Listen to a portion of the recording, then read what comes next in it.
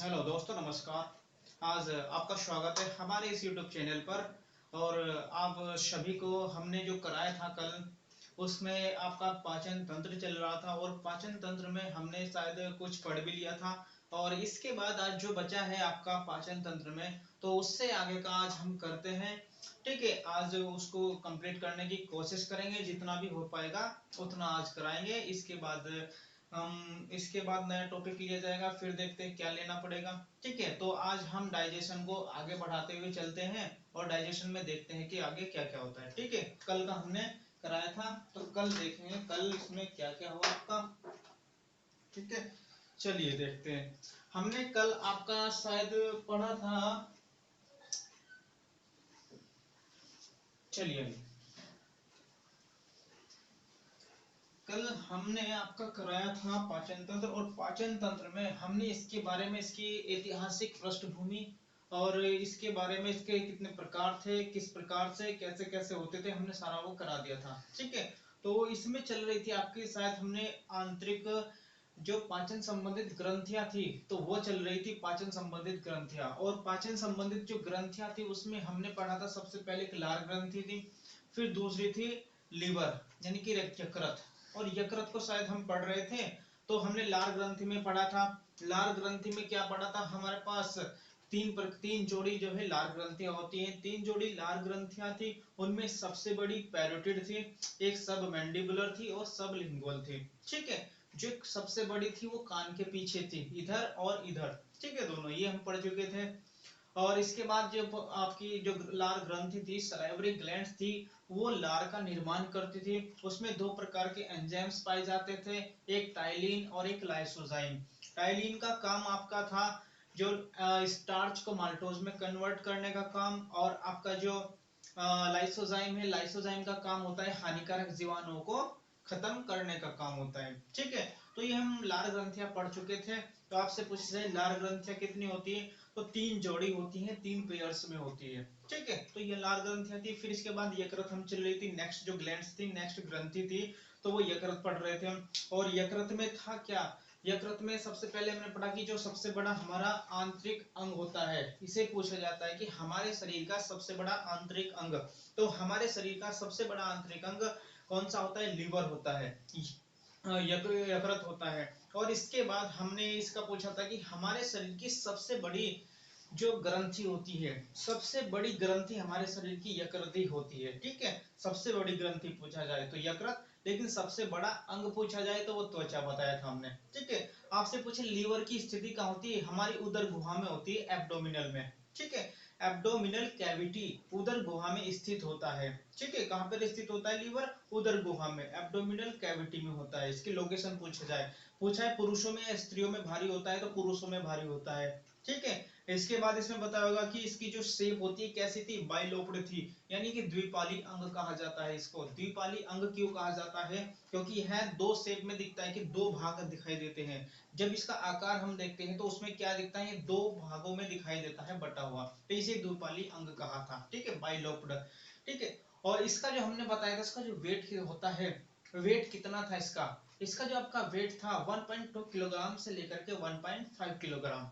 ठीक है, तो इतना वेट हमने बताया, यानी कि 1200 ग्राम से 1500 ग्राम के बीच इसका वजन था, वेट। इसमें क्या होता है, जो फीमेल होता है और आपका मेल, तो फीमेल में थोड़ा कम बताया हमने कि भाई स्त्रियों में क्या होता है, इसका वजन कम होता है और पुरुषों में ज्यादा होता है। ठीक है, चलिए इसके बाद हमने बताया कि इसमें क्या होता है, पितरस का निर्माण होता है। ये बहुत बढ़िया प्रश्न बनता है आपका कि पितरस का जो निर्माण होता है वो कहां पर होता है। पितरस का निर्माण आपका लीवर में होता है। ठीक है, तो लीवर में ही आपका पितरस का निर्माण होता है। और जाकर के जब पितरस का निर्माण लीवर में हुआ तो वो स्टोर कहां पर हो जाता है, पितरस से कहां पर स्टोर होता है, वो स्टोर आपका कहां पे, गैल ब्लैडर में हो जाता है, यानी कि पित्ताशय में हो जाता है स्टोर। यही पूछा जाता है कि जो आपका पितरस होता है वो संचित कहां पर होता है, संचित आपका होता है पित्ताशय में, पित्त की थैली भी कहते हैं, गैल ब्लैडर भी कहते हैं। ठीक है, वहां पर जाकर के वो स्टोर हो जाता है, संचित हो जाता है। ठीक है, आपसे पूछेंगे क्या है, पितरस में दो लवण पाए जाते हैं। कौन कौन से लवण होते हैं पितरस में, दो लवण होते हैं आपके, कौन कौन से, एक बिलीरुबिन और एक बिलीवर्टिन। बिलीरुबिन का काम क्या होता है, जब ये ज्यादा बनने लगता है तो क्या हो जाता है, लीवर इसको एब्जॉर्ब नहीं कर पाता, कंट्रोल नहीं कर पाता है। तो बिलीरुबिन जब ज्यादा बनने लगता है, ज्यादा ही उसका निर्माण होने लगता है, तो उसमें क्या होता है, ब्लड का में मिलने के बाद क्या है, ब्लड का रंग पीला पीला होने लगता है, जिसे कहते हैं पीलिया हो गया। ठीक है, तो पीलिया किसकी वजह से होता है, बिलीरुबिन नामक साल्ट की वजह से या लवण की वजह से। ठीक है, और दूसरा था आपका बिलीवर्दिन, उसको खास इतना इंपॉर्टेंट नहीं है, उसमें से केवल क्या है कि उसकी वजह से कैसा कलर होता है, अगर उसकी मात्रा ज्यादा बढ़ने लगे तो कैसा कलर होता है, ग्रीनिश कलर होने लगता है। बस बिलीवर्दिन की वजह से क्या होता है, ग्रीनिश कलर होने लगता है। ठीक है, आपसे पूछे पितरस का जो प्रकृति होती है वो कैसी होती है, पितरस की प्रकृति एल्कलाइन होती है, अक्षारीय होती है। ठीक है, इसकी पीएच कितनी होती है, 7.4। अगर 7 से ऊपर पीएच है तो वो अक्षारीय, 7 से नीचे पीएच होगी तो वो अम्लीय होता है, और 7 पर क्या होती है, उदासीन होता है। जैसे आपका डिस्टिल वाटर होता है, तो डिस्टिल वाटर की पीएच कैसी होती है, वो 7 होती है, उसका ना तो वो अक्षारीय होता है ना ही अम्लीय होता है, उसका कोई टेस्ट भी नहीं होता है। ठीक है, तो जिसका कोई भी टेस्ट या कुछ ना हो तो वो क्या होता है, वो आपका वो होता है उदासीन। ठीक है, यानी कि उसकी पीएच 7 होती है। जैसे आपके डिस्टिल वाटर है, तो डिस्टिल वाटर की जो पीएच होती है वो कितनी है, वो आपकी 7 होती है। ठीक है, तो इसी प्रकार से आपका पितरस पूछा जाए, पितरस की पीएच कितनी है, 7.4। कैसी प्रकृति होती है, अम्लीय होती है या अक्षारीय, तो अक्षारीय होती है। ठीक है, इसमें एक कैपेसिटी पाई जाती है आपकी रीजनरेशन की कैपेसिटी। अब रीजनरेशन कैपेसिटी का मतलब, ठीक है, रीजनरेशन की कैपेसिटी का मतलब होता है कि अगर ये कहीं से कट फिट जाए तो कटने के बाद क्या है, दोबारा से बनना स्टार्ट हो जाता है वहीं पर ही। ठीक है, अगर कोई अंग इसका होता है आपका, जैसे ये था, ठीक है, तो ये था आपका, अब इसमें क्या था, अगर ऐसे दो भाग थे इसके, अगर ये कहीं से क्या है ऐसे कट जाए, कट गया तो, लेकिन क्या होता है, इसका जो है अपने आप बनने की इसमें कैपेसिटी होती है, तो ये ऐसे ही दोबारा बनने लगता है। ठीक है, इस प्रकार से दोबारा बन जाता है, तो ये कैपेसिटी होती है आपकी इसकी, इसे कहते हैं पुनर्निर्माण क्षमता। तो पुनर्निर्माण की क्षमता शरीर के कौन से अंग में होती है, वो होता है आपका यकृत। ठीक है, रीजनरेशन कैपेसिटी पूछा जाए तो रीजनरेशन कैपेसिटी भी आपकी इसमें होती है, वो भी आपके लीवर में होती है। ठीक है, अब इसके बाद आते हैं कुछ इसके फंक्शंस आते हैं, कुछ क्या होते हैं, फंक्शंस आ गए, तो फंक्शंस में क्या क्या पढ़ेंगे, इसके फंक्शंस शायद हम कल नहीं पढ़ पाए थे, तो आज फंक्शंस को करेंगे। ठीक है, फंक्शंस देख लेते हैं अब इसके। ठीक है, हमारे जो लीवर के फंक्शंस होते हैं, इसके कार्य क्या क्या होते हैं हम देखते हैं उन्हें, तो इसके कार्य क्या होंगे ये देख लेते हैं। ठीक है भाई, फंक्शन ऑफ लीवर। ठीक है भाई, तो फंक्शंस या कार्य, ठीक है, यकृत के कार्य, तो इसमें होता है पहला कार्य, ठीक है, लीवर का बहुत, इसके जो कार्य होते हैं बहुत इंपॉर्टेंट है, इसमें कुछ है। ठीक है, तो देखते हैं क्या होता है। सबसे पहला ये काम क्या करता है, यह इमल्सिफिकेशन का कार्य करता है। क्या का, इमल्सिफिकेशन का। देखिए ये क्या करता है, इमल्सिफिकेशन, फिकेशन का कार्य करता है। इमल्सिफिकेशन का कार्य करते हैं, मतलब क्या होता है, ये वसा को तोड़ता है, यानी कि वसा को तोड़ने का काम, जो हम वसा खाते हैं, फैट खाते हैं, तो उस फैट को क्या है, ब्रेक डाउन करने का काम, उसको पचाने का काम कौन करता है, तो वसा को तोड़ने का काम।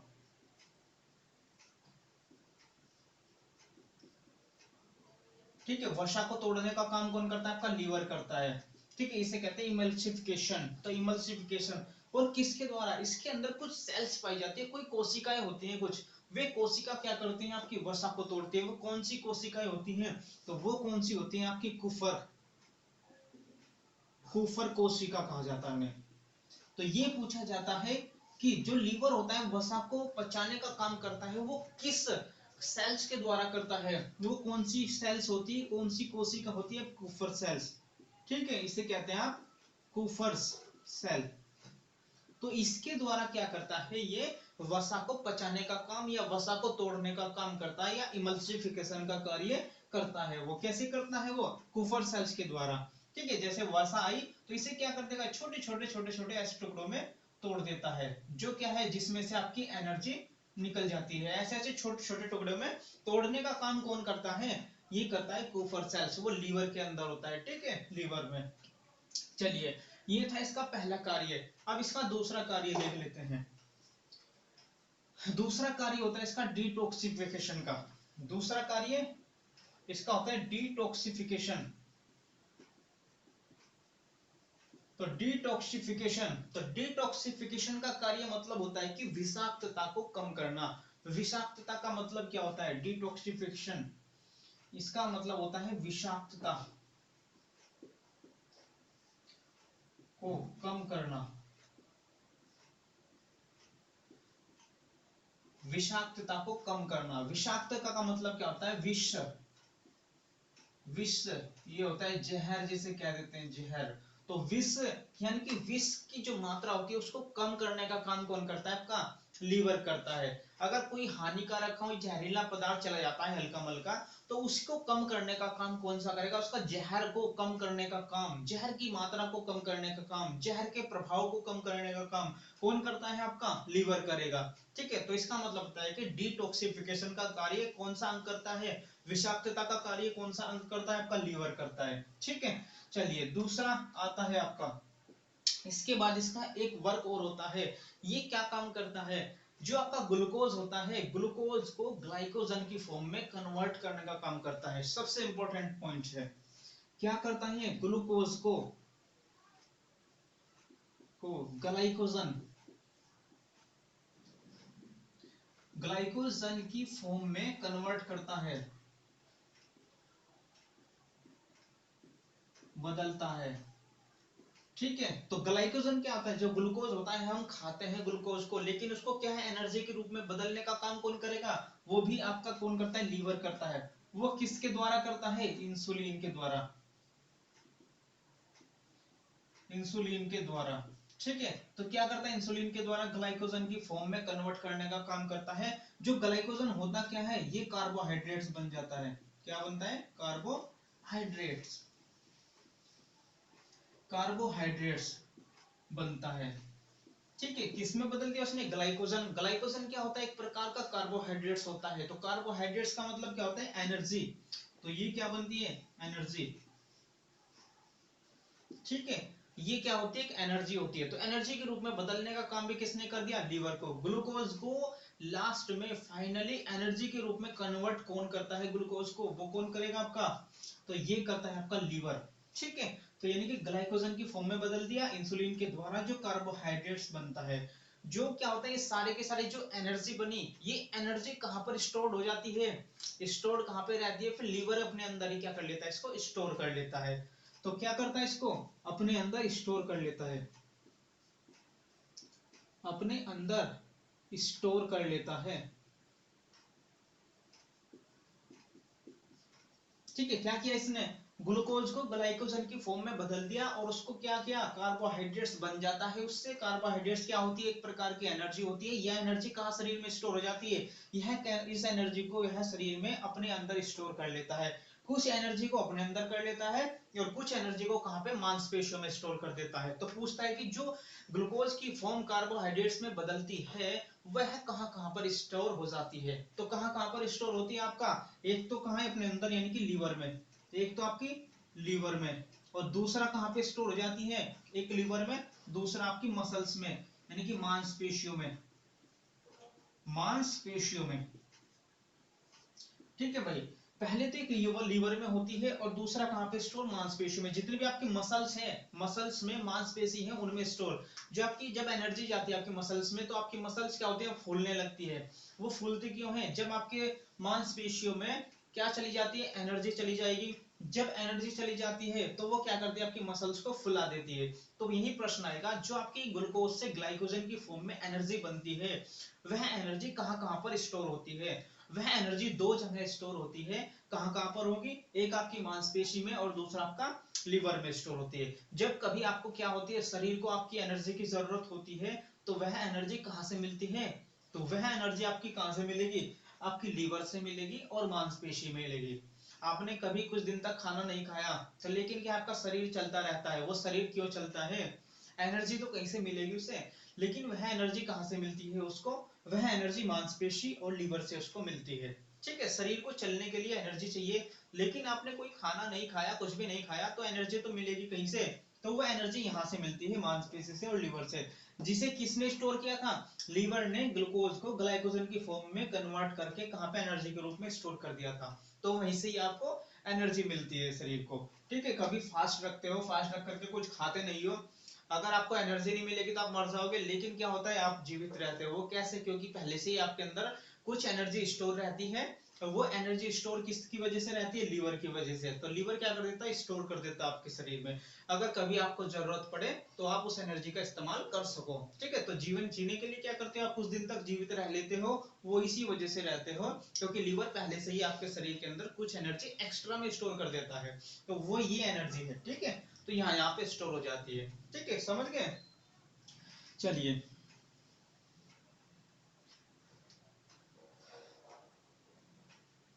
देखिए नेक्स्ट इसका कार्य, ये एक काम और करता है। देखिए क्या आपका होता है? Protein, protein plus amino acid, amino acid.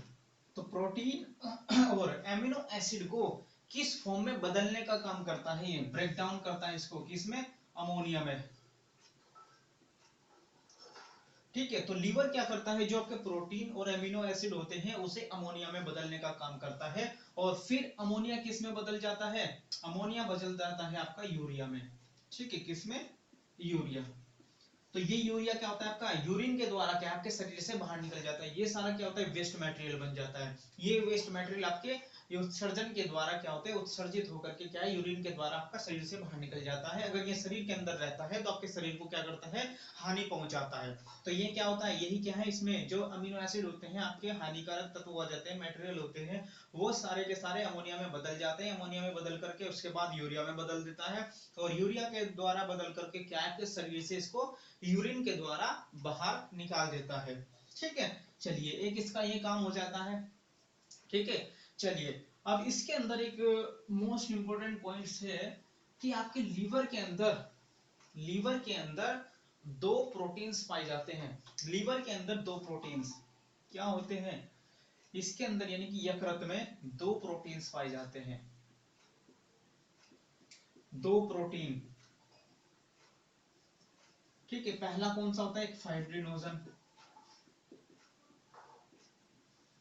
कौन सा? फाइब्रिनोजन। दूसरा होता है प्रोथ्रोम्बिन।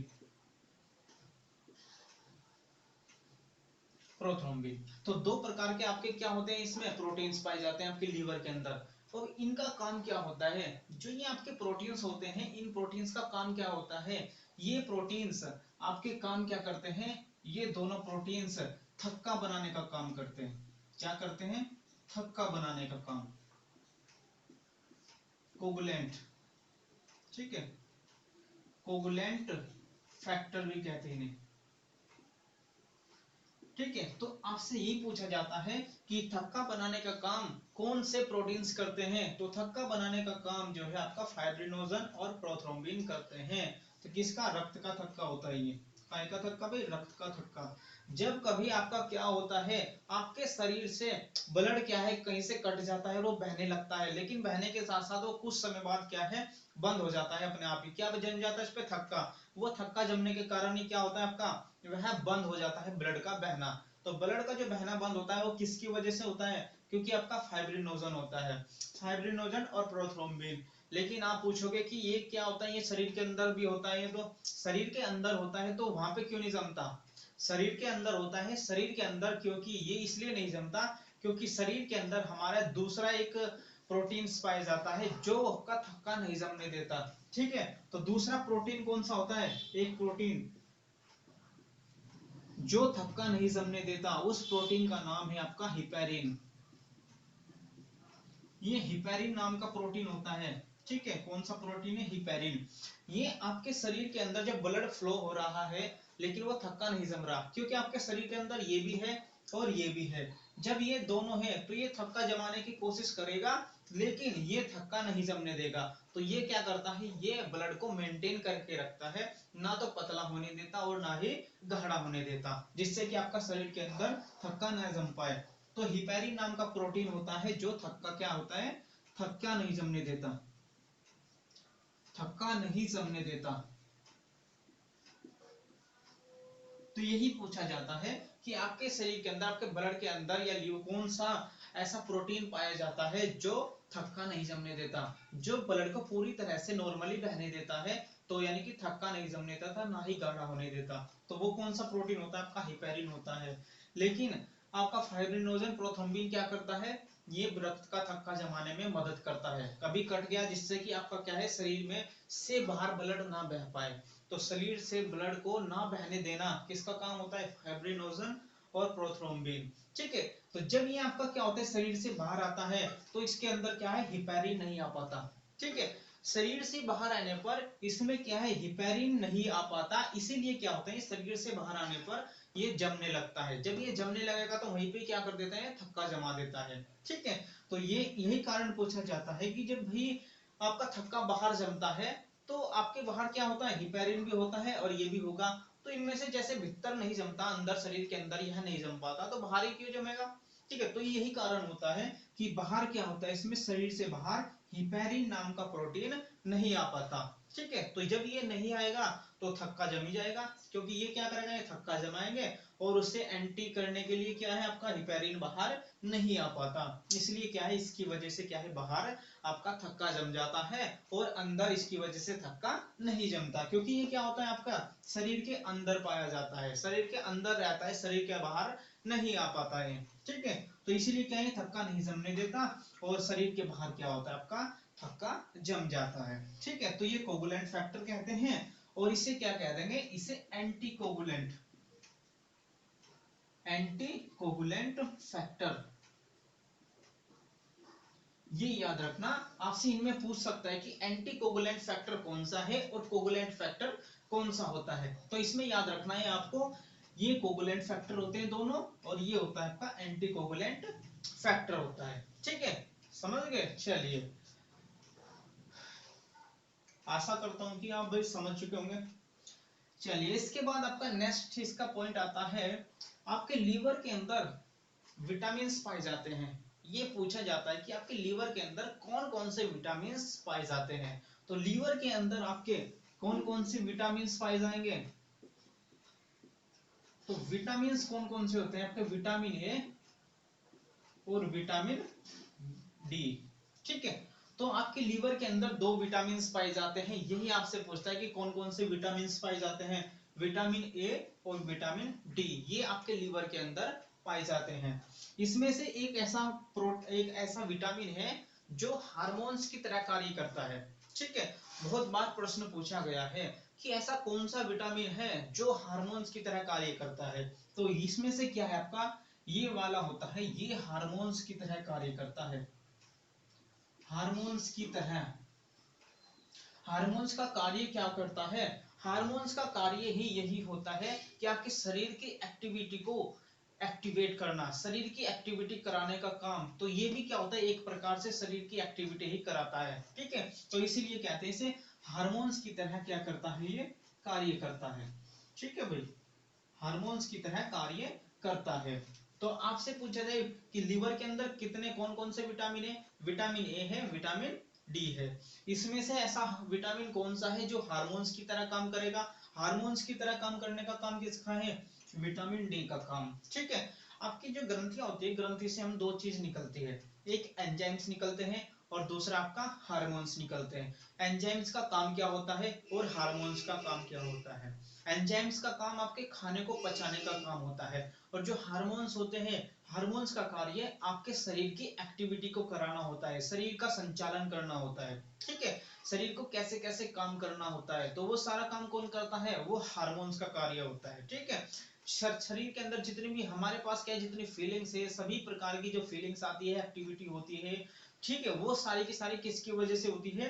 वो हार्मोन्स की वजह से होती है। और शरीर में खाना पचाने का काम किसका होता है? वो एंजाइम्स का होता है। ठीक है, चलिए, इसके बाद आपका एक पॉइंट आता है इसी में कि आपके लीवर के अंदर दो तत्व पाए जाते हैं।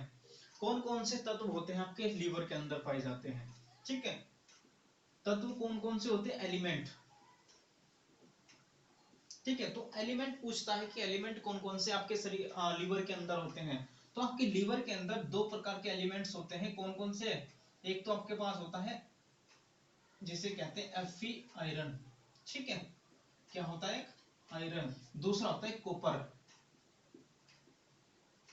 ठीक है, तो ये दो क्या होते हैं, दो तत्व आपके लीवर के अंदर पाए जाते हैं। बहुत बार प्रश्न, ये बहुत पूछे हुए प्रश्न है, एसएससी, रेलवे, यूपीपीएससी, इस प्रकार के जो है एग्जाम में बहुत ज्यादा पूछे जाते हैं। ठीक है, तो आयरन क्या होता है, आयरन आपके लीवर में पाया जाता है। कॉपर क्या है आपके लीवर में पाया जाता है। तो दो तत्व कौन से हैं, दो एलिमेंट कौन से हैं जो इनसे आपके लीवर में पाए जाते हैं, तो वे दोनों कौन से, आयरन और कॉपर होते हैं। ठीक है, चलिए एक पॉइंट शायद मैं आपको ये बता चुका था इसमें कि आपका क्या होता है, जैसे बच्चा माता के गर्भ में होता है, बच्चा माता के गर्भ में है, तो आपकी जो आरबीसी का निर्माण कहाँ पे होता है, जब बच्चा माता के गर्भ में है, क्या होता है, बच्चा माता के गर्भ में, माता के गर्भ में, तो आरबीसी का निर्माण, तो आरबीसी का निर्माण कहां पर होगा।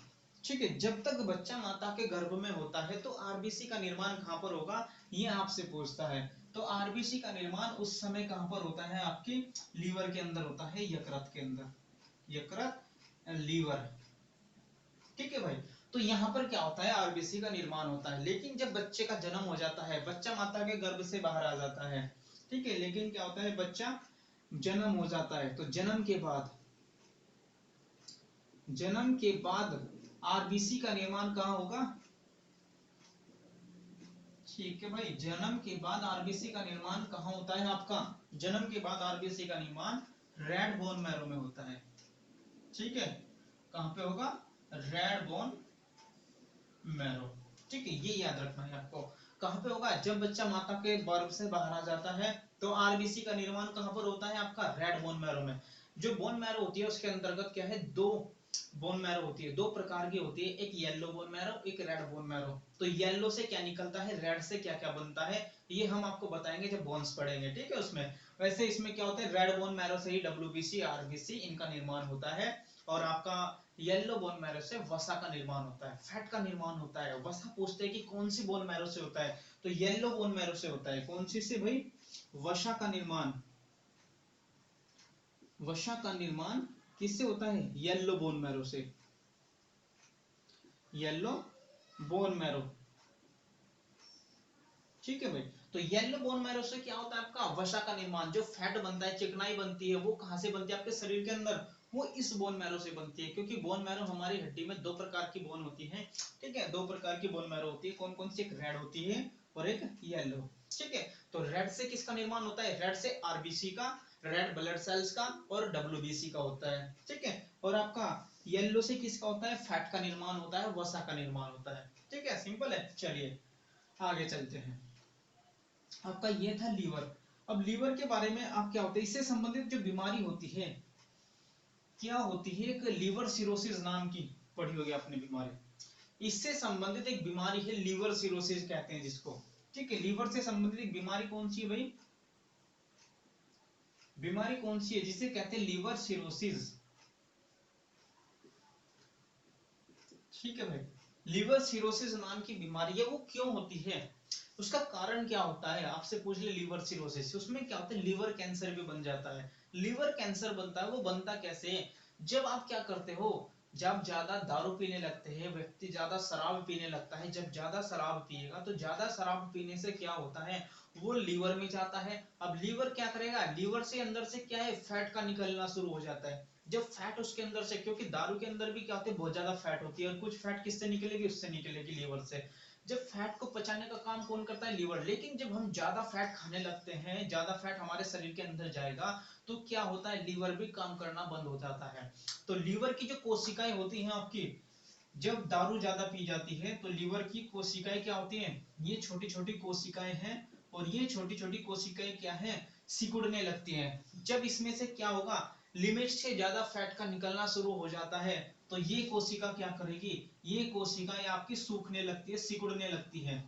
ठीक है, जब ये कोशिकाएं ज्यादा दारू पीने से क्या होगी, फैट ज्यादा जाएगा और ज्यादा इसको कंट्रोल नहीं कर पाएगा। जब कंट्रोल नहीं कर पाता है तो इसकी जो कोशिका होती है, तो ये कोशिका क्या होती है, लीवर की कोशिका सिकुड़ने लगती है। क्या होने लगती है भाई, सिकुड़ने लगती है। तो जब ये कोशिकाएं सिकुड़ने लगेंगी और सिकुड़ते ही चली जाएंगी, अब ये एक सिकुड़ी भाई, अब ये सिकुड़ गई, तो एक टाइम क्या हो जाएगी, सारी की सारी जो कोशिकाएं होती है एक गांठ के रूप में बन जाती है। क्या बन जाती है, एक गांठ बन जाती है इसमें, ठीक है। तो ये क्या बन जाएगी, एक मोटी गांठ के रूप में बन जाती है। और इसे ही क्या कहते हैं, जब ये मोटी गांठ के रूप में बन जाती है तो लीवर काम करना बंद कर देता है। इसे ही क्या कहते हैं, इसे ही लीवर कैंसर भी कहा जाता है। क्या कहते हैं, लीवर कैंसर। ठीक है भाई, तो लीवर कैंसर किस वजह से बनता है, इसी वजह से बनता है। कौन सी बीमारी होती है, वो लीवर सिरोसिस कहते हैं। ठीक है, क्या कहते हैं इसको, लीवर सिरोसिस। तो लीवर सिरोसिस, ठीक है। तो बीमारी पता चली है कैसे बनती है लीवर में। देखो ये अब तक क्वेश्चन ऐसे ही पूछा गया है कि जो आपकी सिरोसिस नाम की बीमारी है, लीवर सिरोसिस, वो किससे संबंधित है। एक तो आपके शराब पीने से होती है, वह यकृत से संबंधित तो है ही, आपकी लीवर की बीमारी है वो तो इसी से पता चल जाता है। ठीक है, किससे संबंधित है, दूसरा शराब से, क्योंकि शराब के ज्यादा पीने से ही क्या बनती है, लीवर सिरोसिस नाम की बीमारी बनती है आपकी। ठीक है, तो ये क्या होती है, इसमें इसमें कोशिकाएं, आपकी लीवर की कोशिकाएं सिकुड़ने लगती हैं ज्यादा फैट की वजह से। ठीक है, उसको कंट्रोल नहीं कर पाती, तो क्या करेगी, जब उसको कंट्रोल नहीं कर पाएगी तो वहां से जो फैट है वो क्या करने लगता है, आपकी कोशिकाओं को सुखाने लगता है, वो सिकोड़ने लगता है, वहां से सेल क्या उसके खराब होने लगती है। तो यहाँ की कोशिकाएं क्या है, सिकुड़ने लगती है, जिससे क्या है, ये खराब हो जाती है, खराब होकर के क्या है, नष्ट हो जाती है। ठीक है, तो ये नष्ट हो जाएंगे, तो नष्ट होने के बाद क्या है, गांठ बन जाती है इनमें। ठीक है, क्या बन जाएगी, एक गांठ बन जाती है, उसी गांठ को क्या कहते हैं हम, उसे ही लीवर कैंसर कहा जाता है। ठीक है, चलिए, जिसे ट्यूमर के रूप में भी आप क्या कहते हैं, ट्यूमर भी इसे कह देते हैं, ट्यूमर। तो क्योंकि ट्यूमर को ही क्या है, गांठ से जो बन जाती है उसी ट्यूमर कहा जाता है, उसी की वजह से क्या है, लीवर कैंसर बन जाता है। तो ये इस प्रकार से होती है ये बीमारी आपके लीवर में। ठीक है, वो दारू पीने से होती है, शराब पीने से ज्यादा होती है। ठीक है, चलो, अल्कोहल ज्यादा पाया जाता है, उसमें फैट ज्यादा पाया जाता है, इसी वजह से क्या, वो लीवर को खराब कर देता है। इसी वजह से क्या है, दारू नहीं पीनी चाहिए, शराब नहीं पीनी चाहिए। ठीक है, चलिए, इसके बाद आपका बनता है, ये लीवर था आपका, लीवर ये खत्म हो गया, लीवर की कार्य थे इतने। अगर आपने ये लीवर के बारे में इतना कर लिया तो आपका जो है एक दो प्रश्न जो है हर एग्जाम में इसमें से बन जाएगा। ठीक है, चलिए, इसके बाद इसकी आपने पढ़ा होगा दूसरी इसकी ग्रंथि और आती है। हमने लार ग्रंथि पढ़ी और यकृत पढ़ लिया। ठीक है, दो ग्रंथि, आप तीसरी ग्रंथि देखते हैं इसकी। ठीक है भाई, तीसरी ग्रंथि कौन सी है, तीसरी ग्रंथि आपकी होती है अग्नाशय। कौन सी होगी भाई, अग्नाशय, पैनक्रियाज। ठीक है, अग्नाशय। तो तीसरी ग्रंथि आपकी कौन सी है, अग्नाशय है, जिसे पैनक्रियाज कहते हैं। ठीक है, कैसी थी इसकी शेप, ठीक है भाई, ऐसी पत्ती की तरह थी। ठीक है, तीसरी ग्रंथि कौन सी आपकी, ये है। तो आपसे पूछे शरीर की दूसरी सबसे बड़ी ग्रंथि, तो ये क्या होगी आपकी, यह क्या होती है, तो पीले कलर की होती है, पीले रंग की। आपसे कलर पूछ लेता है कि जो आपकी अग्नाशय होती है वो किस रंग की होती है, पीले रंग की होती है। ठीक है, कहां पे होती है लोकेशन इसकी, भाई लोकेशन पूछ ले आपसे, तो लोकेशन कहां पे स्थित होती है, यह अमाशय के पीछे होती है। कहां पे, अमाशय के पीछे,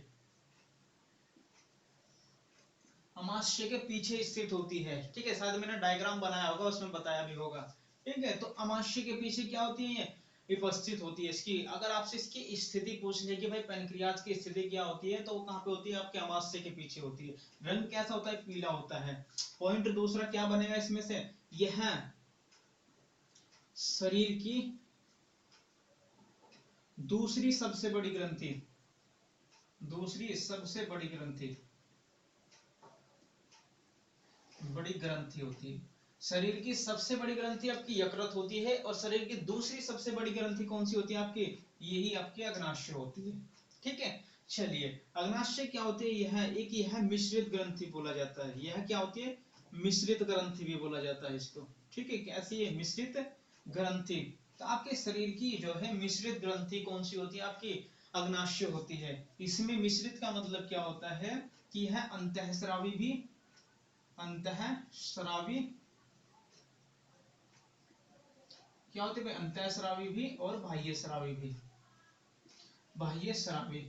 अब बताएंगे हम अंतःस्रावी क्या होता है और बाह्य स्रावी क्या होता है, ये बताएंगे। तो यह क्या करती है, दोनों रूप में काम करती है, अंतःस्रावी ग्रंथि के रूप में भी और बाह्य स्रावी ग्रंथि के रूप में भी काम करती है, दोनों काम करती है। ठीक है, कहा जाता है जो अंतःस्रावी ग्रंथि होती है उसमें से हार्मोन्स निकलते हैं, जो बाह्य स्रावी ग्रंथि होती है इसमें से क्या होते हैं, एंजाइम्स निकलते हैं। एंजाइम्स निकलते हैं, ठीक है, और इसमें से हार्मोन्स।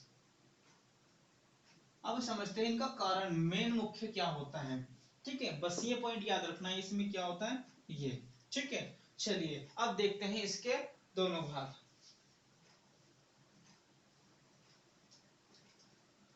देखिए इससे क्या होता है, यह दो भागों में बांटा गया है। अग्नाशय से क्या होता है, इसके दो भाग होते हैं। एक कहते हैं आपके बाह्य स्रावी ऊतक, एक होता है आपका बाह्य स्रावी ऊतक, ठीक है, बाह्य स्रावी ऊतक या कोशिका, बाह्य स्रावी ऊतक या कोशिका के रूप में क्या है, ये काम करता है। और एक भाग उसका होता है अंतःस्रावी ऊतक या कोशिका के रूप में काम करता है, ठीक है। तो इसे क्या कहते हैं, एक्सोक्राइन, ये होती है आपकी एक्सोक्राइन टिश्यू या सेल, एक्सोक्राइन टिश्यू या सेल। और ये होता है आपका एंडोक्राइन टिश्यू या सेल, ठीक है। तो ये किस रूप में काम करती है, दो रूपों में, एक बाह्य स्रावी ऊतक के रूप में और अंतःस्रावी। आपसे पूछता है इसका ये वाला भाग कितने परसेंट काम करता है, 98.8% काम करता है। कितने परसेंट, इतने परसेंट काम कौन सा करता है, इसका बाह्य स्रावी ऊतक के रूप में काम करता है। और ये वाला भाग करता है 1.2%, ठीक है भाई। इतने परसेंट भाग क्या करता है, इसका अंतःस्रावी ऊतक के रूप में काम करता है, और इतना भाग बाह्य स्रावी ऊतक के रूप में काम करेगा, ठीक है। तो इतना हम इसको समझते हैं। अब इसमें बाह्य स्रावी ऊतक के रूप में कैसे काम करता है, अंतःस्रावी ऊतक के रूप में कैसे काम करेगा, अब ये समझ लेते हैं, ठीक है। देखिए होता क्या है इसमें, अब बाह्य स्रावी और अंतःस्रावी में कैसे काम करता है। देखिए इसमें क्या होता है, बाह्य स्रावी में ऐसा होता है कि इसमें क्या पाई जाती है, यह नलिका युक्त होता है। यह क्या होता है, यह भाग इसका नलिका युक्त होता है, नलिका युक्त, ठीक है, यानी कि ट्यूब। इसमें क्या पाई जाती है, ट्यूब के रूप में एक ट्यूब पाई जाती है। ट्यूब का मतलब होता है, एक दूसरा पॉइंट लिख लेते हैं पहले, यह क्या करता है, एंजाइम्स, एंजाइम्स का निर्माण करता है। जो इसका ये वाला भाग होता है, ये बाह्य स्रावी वाला क्या करता है, एंजाइम्स का निर्माण करता है। ये आपका एंजाइम्स का निर्माण करता है। और इसमें क्या होता है, यह नलिका होती है। अब इस नलिका युक्त में क्या होती है, जैसे हमारे पास क्या है, ये ग्रंथि है, ये क्या हो गया आपकी ग्रंथि।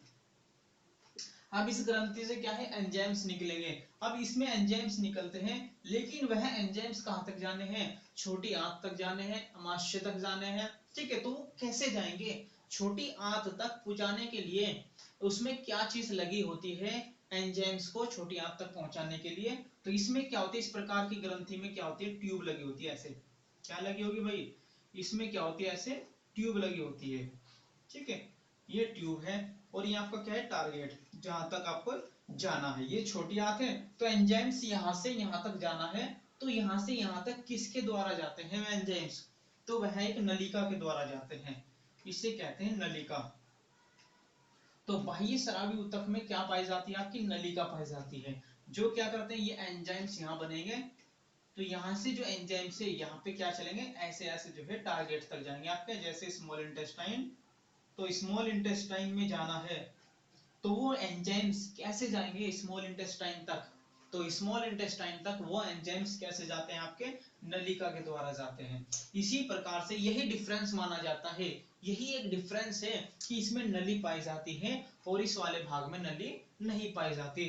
तो इसी प्रकार से इसे अंतःस्रावी कहा जाता है और इसे बाह्य स्रावी, ठीक है। तो नलिका युक्त होती है, इसमें एंजाइम्स का निर्माण होता है। और एंजाइम्स का निर्माण, कौन कौन से एंजाइम्स का निर्माण होता है ये देख लेना इसमें, ठीक है। तो इसमें कौन कौन से एंजाइम्स होंगे, एक तो होता है आपका ट्रिप्सिनोजन, ट्रिप्सिनोजन, दूसरा होता है आपका लाइपेज, ठीक है। याद रखने इसके कि ये वाले कौन कौन से एंजाइम्स का निर्माण करती है। तो लाइपेज हो गया, और ये क्या करते हैं, एमाइलेज, एक एमाइलेज, और चौथा होता है न्यूक्लियेज, न्यूक्लियस। ठीक है भाई, तो ये याद रखना है कौन कौन से एंजाइम्स का निर्माण कर रही है। ठीक है, ये करते हैं आपके ट्रिप्सिनोजन, ये लाइपेज, एमाइलेज और न्यूक्लियेज। जो एंजाइम्स होते हैं आपके अलग अलग प्रकार के होते हैं, जो अलग अलग तत्वों को पचाने का काम करते हैं। जैसे आपका ट्रिप्सिनोजन होता है, ये किसको पचाता है, ये प्रोटीन को पचाता है, प्रोटीन को पचाता है। ठीक है, तो ट्रिप्सिनोजन नाम का जो एंजाइम्स होगा वो किसको पचाएगा, आपके प्रोटीन्स को पचाएगा। और जो आपका लाइपेज होता है ये वसा को पचाता है, फैट को। आप खाना खाते हो, खाने में जो है चिकनाई खा लेते हो, फैट खाते हो, वसा खाते हो, तो वसा को पचाने का काम कौन सा एंजाइम्स करता है, आपका लाइपेज। बहुत इंपॉर्टेंट है ये। तो लाइपेज। और एमाइलेज क्या करता है, कार्बोहाइड्रेट्स को पचाता है, कार्बोहाइड्रेट्स। तो कार्बोहाइड्रेट्स को कौन पचाता है, आपका एमाइलेज। और न्यूक्लियस किसको पचाता है, ये भी प्रोटीन को ही पचाता है। ठीक है, प्रोटीन को। तो ये है आपका, इनको पचाने का काम करते हैं। ठीक है, चलिए ये इसका पता चल गया बाह्य स्रावी भाग और इसका अंतःस्रावी। ठीक है, तो अंतःस्रावी भाग में क्या होता है आपका, अंतःस्रावी भाग हमें पता है कि 1.2% काम करता है ये। जब ये 1.2% काम करता है तो इसमें क्या होगी, सबसे पहले इसमें यह नलिका विहीन होता है। यह क्या होती है, नलिका विहीन, नलिका विहीन। ठीक है, तो ट्यूबलेस होती है ये। ठीक है, क्या होती है, ट्यूबलेस, ट्यूबलेस होती है। और दूसरा इसका एक नाम बोला जाता है, बहुत बार एग्जाम में आया है, बहुत एग्जाम में आता है, इसे कहते हैं आइलेट्स ऑफ लैंगरहैंस।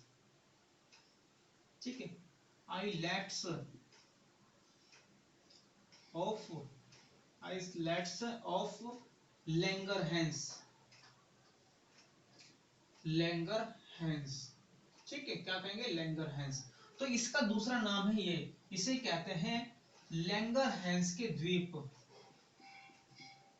लैंगरहैंस के द्वीप। ठीक है, तो लैंगरहैंस के द्वीप भी इसे कहा जाता है। तो यही पूछा जाता है कि आपका कौन सा भाग है जिसे लैंगरहैंस के द्वीप कहा जाता है, या आइलैंड्स ऑफ लैंगरहैंस कहा जाता है। ठीक है, आइलैंड्स हो गया। तो लैंगरहैंस के द्वीप किसे कहा जाता है, आपका अंतःस्रावी ऊतक को कहा जाता है। इसमें क्या है, नलिका विहीन होता है। डिफरेंस आपसे ये पूछता है अंतःस्रावी और बाह्यस्रावी का डिफरेंस क्या हो जाता है। एक तो पहला डिफरेंस यही होता है कि इसमें क्या होता है, इसमें ट्यूब नहीं पाई जाती, नलिका नहीं पाई जाती, और इसमें नलिका पाई जाती है। ठीक है, दूसरा डिफरेंस, इसमें एंजाइम्स का निर्माण होता है और इसमें हार्मोन्स का निर्माण। अंतःस्रावी में हार्मोन्स का निर्माण, बाह्यस्रावी में एंजाइम्स का निर्माण होता है। ठीक है, तो इसमें क्या करेगा, यह हार्मोन्स का निर्माण करते हैं, हार्मोन्स का निर्माण। ठीक है, इसमें हार्मोन्स का निर्माण होता है। तो अब देखते हैं इसमें कौन कौन से हार्मोन्स निकलते हैं। ठीक है, चलिए अब देख लेते हैं इसमें कौन कौन से हार्मोन्स हैं। देखिए, अब इसमें हार्मोन्स देख लेते हैं कौन कौन से हैं आपके अंतःस्रावी में। तो हार्मोन्स कौन कौन से निकलते हैं इसमें, अग्नाशय के अंतःस्रावी भाग में कौन कौन से हार्मोन्स निकलते हैं, ये देख लेते हैं। तो यहां से आपके हार्मोन्स निकलते हैं, दो हार्मोन्स, कितने हैं, दो। अब दो में क्या है, पहला आपका होता है इंसुलिन, इंसुलिन होगा। ठीक है, ये किससे निकलता है, इसमें एक बीटा सेल होती है, कौन सी कोशिका होती है, बीटा कोशिका, बीटा सेल या कोशिका। तो कौन सी कोशिका से निकलता है इसमें इंसुलिन, बीटा कोशिका से। कौन सा हार्मोन, ये। और दूसरा हार्मोन इसमें कौन सा हुआ, एक होता है ग्लूकागोन। कौन सा हो जाएगा भाई, ग्लूकागोन। ये कौन सी, अल्फा सेल से निकलता है। ये किससे भाई, अल्फा सेल या अल्फा कोशिका से निकलता है। ठीक है, तो याद रखना इंसुलिन कौन सी कोशिका से निकलता है आपके इसमें, बीटा कोशिका से। ग्लूकागोन जो होता है अल्फा कोशिका से निकलता है। ठीक है, इंसुलिन का आपको मैंने यकृत में बताया था, इसका काम क्या होता है इंसुलिन, यह ग्लूकोज की मात्रा यानी कि शर्करा की मात्रा को नियंत्रित, की मात्रा को रक्त में नियंत्रित करता है, नियंत्रित करता है। ठीक है, तो कौन सा हार्मोन है जो शर्करा की मात्रा को नियंत्रित करता है, तो ग्लूकोज की मात्रा को, ब्लड के अंदर ग्लूकोज की मात्रा को नियंत्रित करने का काम कौन सा करता है? इंसुलिन करता है। जब शुगर हो जाती है किसी को, तो शुगर में कौन से कैप्सूल देते हैं? वो इंसुलिन के दिए जाते हैं। इंसुलिन एक प्रकार का हार्मोन है जो क्या करता है? शुगर की मात्रा को कंट्रोल करता है, ज्यादा बढ़ने से रोकता है। किस फॉर्म में बदल देता है ये क्या करता है? जो ग्लूकोज को क्या करता है? ग्लूकोज को ग्लाइकोजन की फॉर्म में, किसमें? ग्लाइकोजन की फॉर्म में बदल देता है, बदल देता है। किसमें बदल देगा भाई? तो ये क्या करता है? ग्लूकोज को ग्लाइकोजन की फॉर्म में बदल देता है, जो एक प्रकार का क्या होता है? कार्बोहाइड्रेट्स होता है, कार्बोहाइड्रेट्स। ठीक है भाई, ये क्या हो जाएगा? एक प्रकार का कार्बोहाइड्रेट्स हो जाता है, जिसमें बदल दिया। यही कार्बोहाइड्रेट्स क्या होता है? एक प्रकार की ये एनर्जी होती है, ये एनर्जी होगी। और यह एनर्जी क्या होती है? आपकी लीवर में स्टोर हो जाती है। दो जगह स्टोर हो जाती है, एक तो लीवर में और दूसरा मसल्स में। ठीक है, दो जगह क्या होती है आपकी? स्टोर हो जाती है। कहां पे? यकृत और मांसपेशी। ठीक है भाई, तो वो काम कौन करता है? वो इंसुलिन करता है। इंसुलिन नाम का हार्मोन्स करता है शुगर की मात्रा को कंट्रोल करने का काम। अगर आपके रक्त में शुगर ज्यादा बढ़ चुकी है, ग्लूकोज ज्यादा बढ़ चुका है, शर्करा ज्यादा बढ़ चुकी है, तो उसको कम करने का काम कौन करता है? आपका इंसुलिन करता है। इसका निर्माण किससे हुआ? बीटा सेल से होता है इसमें। ठीक है, दो प्रकार के सेल होते हैं, बीटा सेल और अल्फा सेल। अल्फा सेल से कौन सा निकलता है? ग्लूकागोन। ठीक है, तो इंसुलिन का आपको काम पता चला। चलिए, ठीक है, चलिए, इसकी बीमारियां जो होती है ना, ये बाद में करा देंगे हम। आपके जब ग्रंथि आएंगे ना, उसमें डिटेल्स में हो जाएगा। ठीक है, तो इसकी इंसुलिन में क्या क्या क्या बीमारी होती है, इसके ज्यादा बढ़ने से, इसके कम से, क्या क्या क्या बीमारी होती है, क्या नाम होता है उनका। ठीक है, वो हम पढ़ेंगे जब ग्रंथियां पढ़ेंगे, उसमें डिटेल्स में आएगा। ठीक है, चलिए दूसरा देखते हैं, ग्लूकागोन। अब ग्लूकागोन क्या करता है? ग्लूकागोन क्या करता है? शर्करा की मात्रा को अगर बैलेंस करने का काम। ठीक है, शर्करा की मात्रा को बैलेंस। बैलेंस का मतलब ये होता है कि अगर आपके रक्त के अंदर ग्लूकोज कम हो गया, रक्त के अंदर ग्लूकोज क्या हो जाता है? कम। शर्करा की मात्रा को बैलेंस करना